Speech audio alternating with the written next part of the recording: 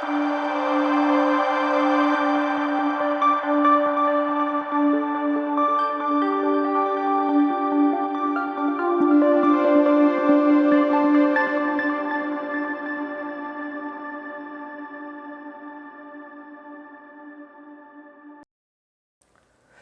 everyone and welcome back. So this is the final part 4 of episode number 3.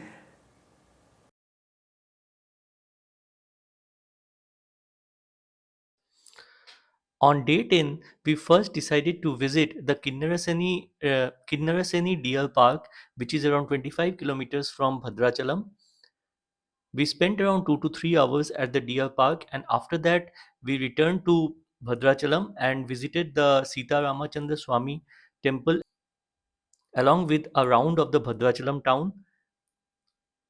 And after that we finally returned to Ashoka Lodge, and we do not have more destinations for the day.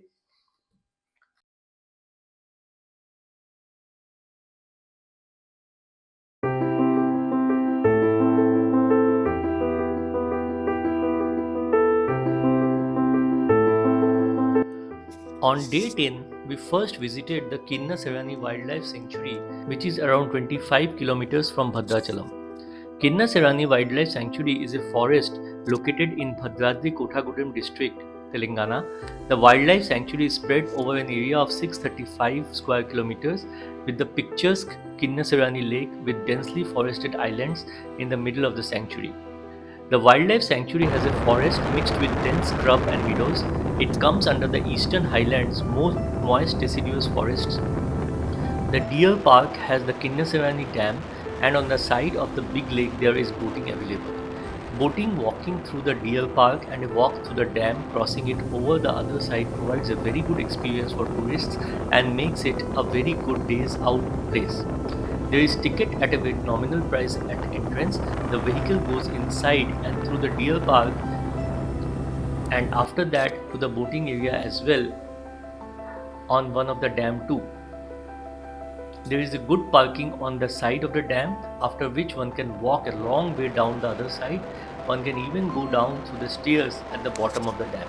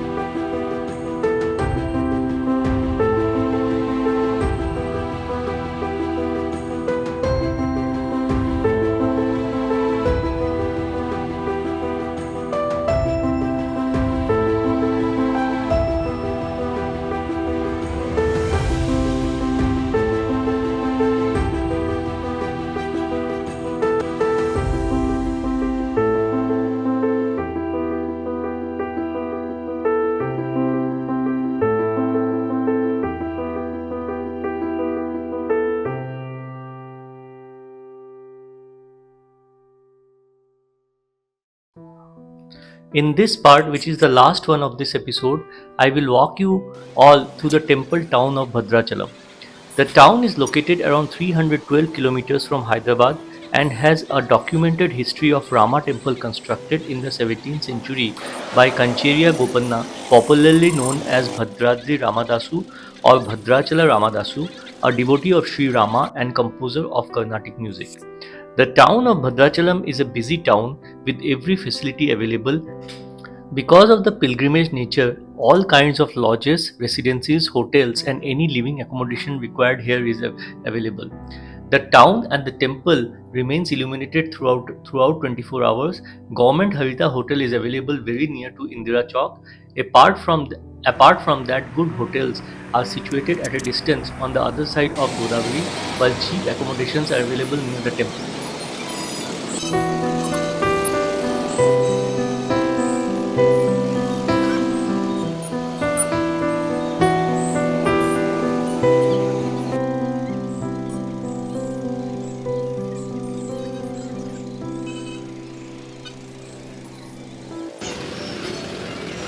Talking a bit about the history of the town, Bhadrachalam town is part of Bhadrachalam district of Telengana, is a Hindu pilgrimage town where the famous Seetha Ramachandraswamy temple is situated on the banks of Godavari river. His devotional lyrics to Rama are famous in South Indian classical music as Ramadasu Kirtanalu and have made Bhadrachalam a place of religious importance for Hindus.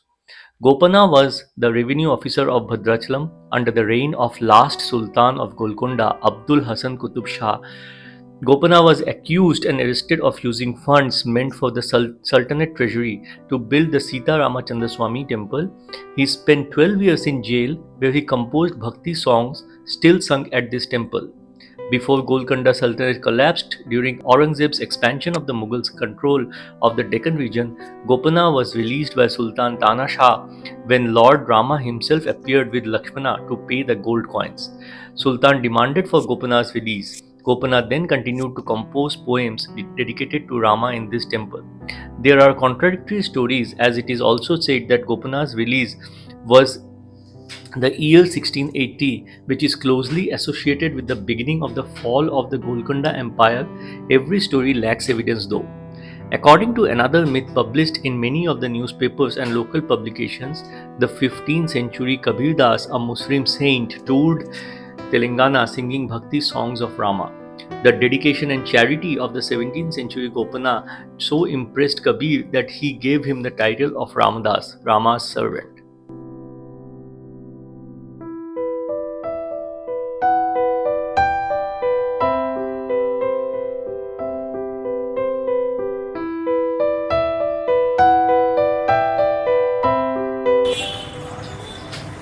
At Bhadrachalam, we stayed at Ashoka Lodge, which was very near to Indira Chowk. Although it's a lodge, just looking from outside, I thought of having a quick look inside it, and surprisingly, I found it really good and at a very decent rate too. We stayed there for 3 nights, while my daughter too had a very good time there, enjoying with the lodge staff and housekeeping staff too.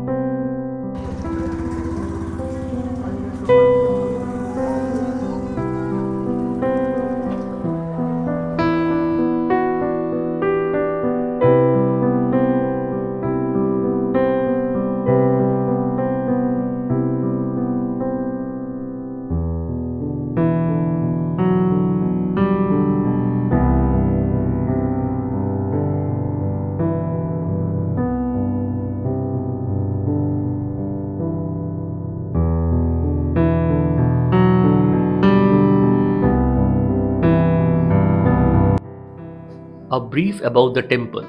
The Bhadrachalam area also has several Hindu temples associated with the epic Ramayana. It is referred as Dakshina Saketa Puri in one of the South Indian movies. Sri Seetha Ramachandraswamy temple is dedicated to Sri Rama and is located in the banks of Godavari.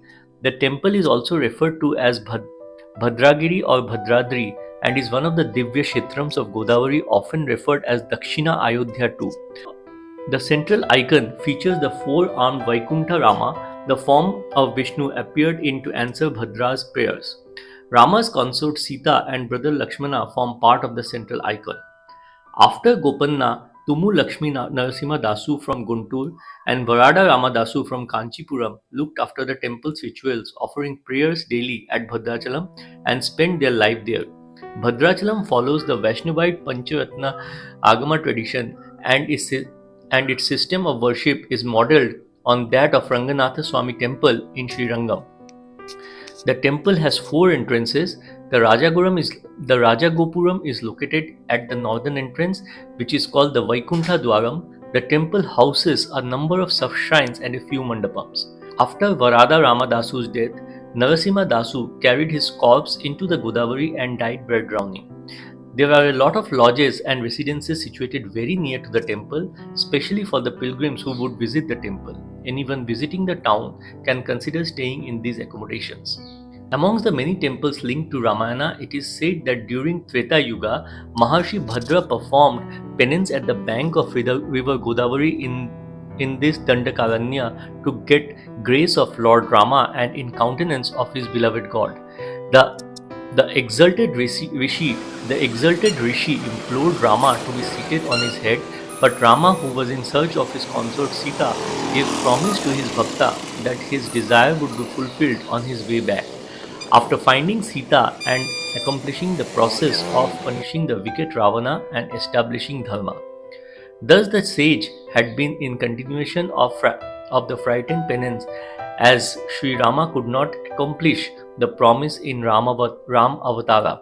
Later, Sri Mahavishnu, pleased with Bhadra's devotion, to fulfill the promise his Rama avatar had made, he appeared before Bhadra in the form of Vaikuntha Rama and rushed to his devotee Bhadra, signaling his arrival by blowing Shanku, accompanied by his consort Seetha and brother Lakshmana, assembling that of Gajendra Moksham. Thus, the Murtis of Rama having Shanku on the right, Chakra at his left, and Dhanurbana, Sita had condescended on the left lap of Rama, and brother at Rama's left are there. And the hill place where the deities were seated on was the head of Bhadrachalam hill. Thus, this shrine was transformed into Bhadrachalam. According to a local legend, the idols of Vaikuntha Rama, Lakshmana, and Sita were found by Pokala Dhammakka. Pokala Dhammakka, an ardent devotee of Rama, lived in the 17th century and was an inhabitant of Bhadrireddypalayam, a mile away from its holy place. On one fine night, she had the darshan of Rama in her dream, who said, "The saints and sages are worshipping my embodied murti settled on Bhadragiri," and asked her to trace them, perform puja, and attain salvation. On the very next day morning, she started searching for the idols, peeped into an ant hill, and found the idols hidden in it. She poured hundreds of pots of Godavari water on the ant hill, which tardily dissolved and gave way for the appearance of the hidden deities. Since then, she used to perform puja daily and offer naivadyam with fruits fallen from near Palmyra tree, and constructed a mandapam of thatch hut with the help of local villagers. Bhagwan Rama told Dhammaka that at a later date one of his devotees would construct a mandir at this site. Dhammaka waited patiently for the devotee. The devotee turned out to be Bhakta Ramadas. There is a huge dedicated parking encircling the temple, but it's very difficult to get parking as there is always a huge rush of devotees. Prefer walking down to the temple if you are staying nearby within Bhadrachalam, on the side of the Godavari where the temple is situated. This is all I have for part number 4, and with this I end episode number 2 of phase 3. I sincerely hope that you liked the entire episode, and I would once again request you to do comment on the videos and provide your valuable feedbacks through which I can improve, and also do let me know about the contents, how they are, and what are the ways of improving my presentations so that my videos become more valuable to my viewers. I sincerely thank you all for having the patience to go through my videos and enjoying them. Thanks a lot and goodbye.